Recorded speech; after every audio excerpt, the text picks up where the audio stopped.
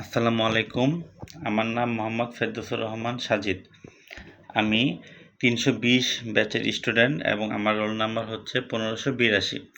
আজকে আমি আলোচনা করব ব্লাড অধ্যায়ের দুটি টপিকস নিয়ে। একটি হলো ফিজিক্যাল প্রপার্টিস অফ ব্লাড এবং আরেকটি হলো ব্লাড কোয়াগুলেশন।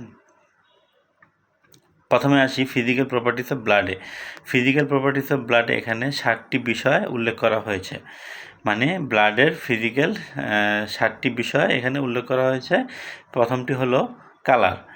আমরা জানি মানুষের রক্তের রং সবসময় লাল হয়। এটার কারণ হলো আমাদের রক্তে এইচবির প্রেজেন্স থাকে। দেন আমার রক্তের অ্যামাউন্ট 5 থেকে 6 লিটার। একজন পূর্ণবয়স্ক মানুষের রক্ত সাধারণত 5 থেকে 6 লিটার হয়ে থাকে। দেন এখানে উল্লেখ করা হয়েছে রিঅ্যাকশন। এটির রিঅ্যাকশন স্লাইডলি অ্যালকালাইন মানে ক্ষারীয়। PH 7.36 to 7.45। ওয়েট মানে আমাদের মানবদেহের টোটাল যে ওজন আছে তাই সেই ওজনের 7 থেকে 7% ওজন আমাদের দেহের রক্ত বহন করে থাকে। দেন টেস্ট, আমাদের দেহের রক্তের টেস্ট সল্টি মানে লবণাক্ত। ভিসকোসিটি ঘনত্ব, পানির যে ঘনত্ব তার থেকে 4 থেকে 5 গুণ বেশি ঘনত্ব থাকে আমাদের শরীরের রক্তের। এবার আসি ব্লাড কোয়াগুলেশনে। ব্লাড কোয়াগুলেশন হচ্ছে যখন আমাদের শরীরে ইন্টারনাল অথবা এক্সটার্নাল কোনো ব্লিডিং হয়। এই এক্সটার্নাল ব্লিডিং যদি বাহির থেকে কোনো ক্ষত হয় সে কারণে হতে পারে, বা ইন্টারনাল ব্লিডিং শরীরের ভিতরে কোনো সমস্যা হলে প্রেশারের কারণে বা অন্য কোনো কারণেও ইন্টারনাল ব্লিডিং হতে পারে।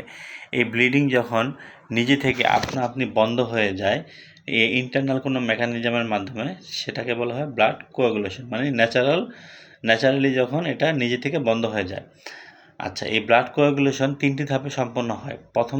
প্রথম ধাপে যখন আমাদের শরীরে কোনো ব্লিডিং হয় তখন আমাদের শরীরে প্রথম বিন অ্যাক্টিভেশন ফ্যাক্টরটি অ্যাক্টিভ হয়। এই প্রথম বিন অ্যাক্টিভেশন ফ্যাক্টর দ্বিতীয় স্টেপে আমাদের রক্তের প্লাজমাতে উপস্থিত প্রথম বিনকে থ্রম্বিনে রূপান্তরিত করে এবং তৃতীয় স্টেপে থ্রম্বিন প্লাজমাতে উপস্থিত ফিব্রিনোজেনকে বিভিন্ন ক্লোটিং ফ্যাক্টরের সাহায্যে অদ্রবণীয় ফিব্রিন জালিকাতে পরিণত করে, যেখানে আরবিসি ডাব্লিউবিসি জমা হয়ে জালিকার মুখ বন্ধ করে দেয়। মানে এই ব্লাড কোয়াগুলেশন এই প্রসেসটাতে শেষের দিকে আমাদের যেখানে ক্ষত হয় সেখানে এক ধরনের জালিকা তৈরি হয়, যে জালিকাতে আরবিসি এবং ডাব্লিউবিসি দুটোই উপস্থিত থাকে এবং এই দুটি উপস্থিত থেকে এই জালিকার মাধ্যমে যে রক্তটা বের হতেছিল এটা বন্ধ করে দেয়।